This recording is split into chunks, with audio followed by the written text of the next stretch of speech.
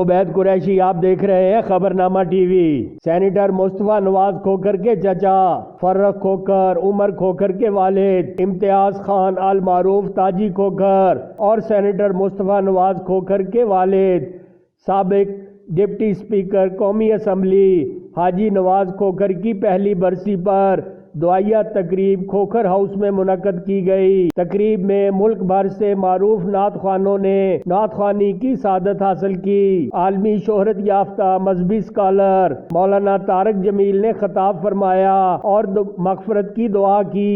तकरीब में सियासी, समाजी, मजहबी, कारोबारी और हुकूमती शख्सियात ने शिरकत की। देखते रहिए खबरनामा टीवी, पढ़ते रहिए खबरनामा मैगजीन। अकासी राजा साजिद, हमारा चैनल सब्सक्राइब कीजिए। शुक्रिया।